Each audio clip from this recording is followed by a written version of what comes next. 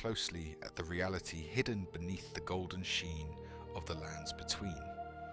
We are told that the Golden Order is civilization itself, brought to a chaotic world by the benevolent Greater Will.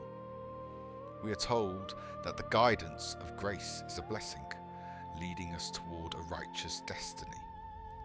But when we descend into the catacombs deep beneath the surface, we see the mechanism stripped of its theology. These bodies are not resting, they are being digested. The fundamental truth of this world is not divine benevolence, it is cosmic consumption.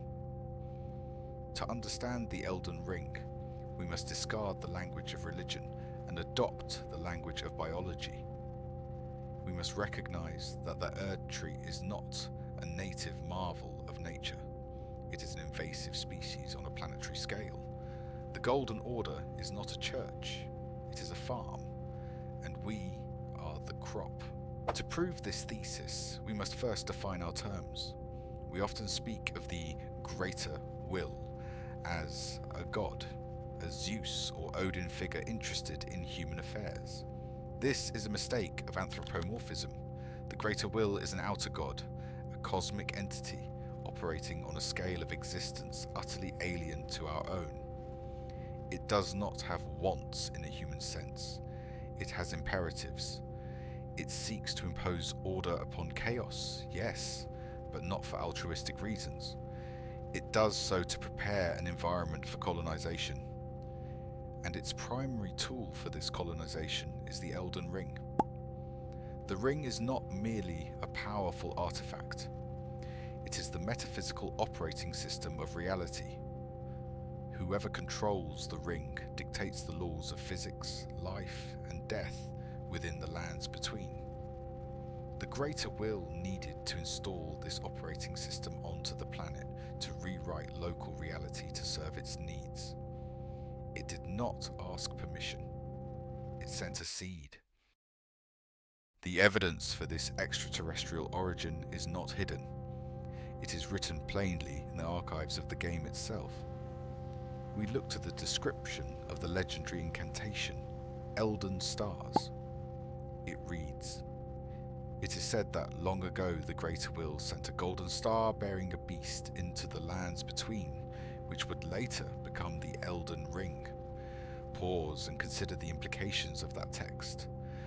The progenitor of the Golden Order, the very concept of the Elden Ring, arrived as a projectile from outer space. This beast mentioned is the Elden Beast, the final challenge we face inside the Erdtree. It is a creature of pure alien starlight.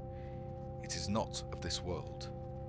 It is the gardener sent to cultivate a hostile environment.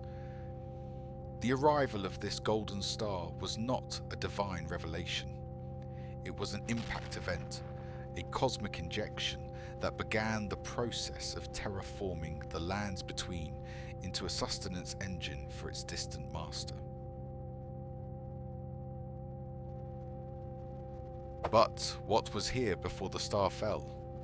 Before the Erdtree, the lands between were dominated by the Crucible.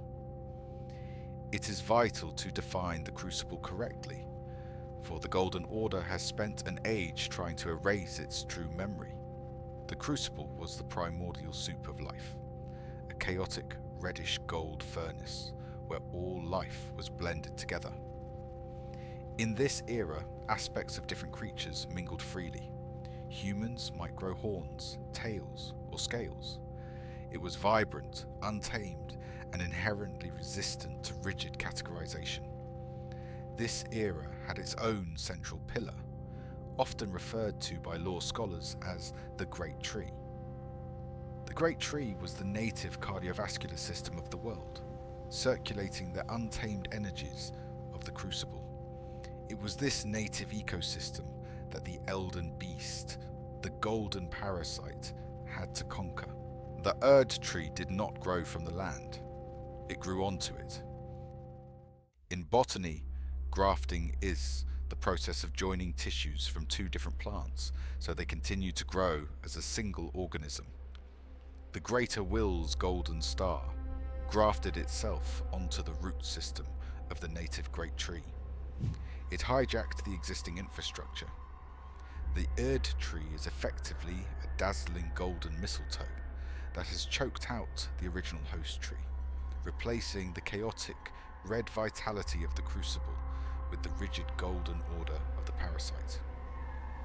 By controlling the root system, the Erdtree gained control over the cycle of life and death itself.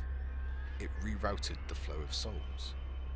Instead of returning to the primordial crucible to be reborn in chaotic varied forms, souls were now siphoned into the golden roots to be processed. This brings us to the mechanism of harvest, Erdtree burial. Under the Golden Order, death is not the end, but a summons. The faithful are told that it is the highest honour to be buried at the Erdtree's roots, to return to the Erdtree. It is a brilliant piece of propaganda. Grace, that guiding golden light that leads the tarnished, is not a moral compass. It is a lure. It is the pheromone trail leading the livestock to the slaughterhouse. The catacombs built throughout the lands are not tombs intended for eternal rest. They are digestion chambers.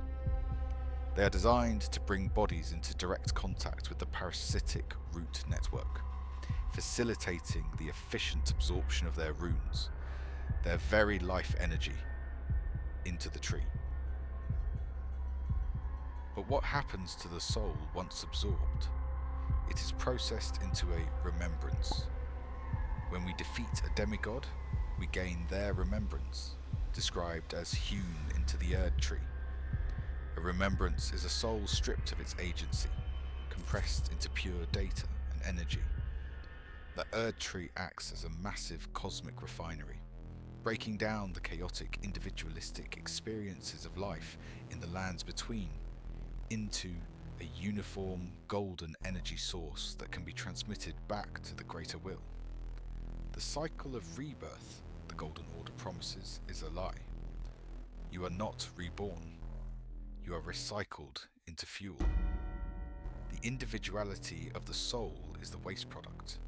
The energy is the resource. Once we understand the Erdtree as an invasive monoculture farm, the sociology of the lands between makes perfect sense. Why does the Golden Order so viciously persecute the Omen and the misbegotten? Because these beings, born with horns, tails and scales, are manifestations of the original crucible peeking through.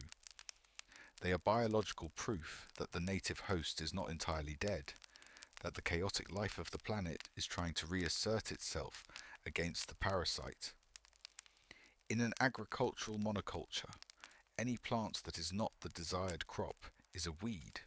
The omens are weeds in the greater will's perfect golden garden, and the Golden Order's fundamentalist hunters are the pesticide designed to eradicate them. This parasitic dynamic explains the central tragedy of Queen Marika.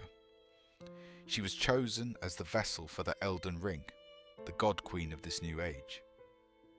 But eventually, she realized the truth. She was merely the foreman of the plantation. The shattering of the Elden Ring was not a political dispute. It was an act of desperate ecological sabotage. Marika broke the operating system to stop the harvest. By shattering the ring, she halted the efficient flow of souls to the greater will, plunging the world into stagnation and undeath.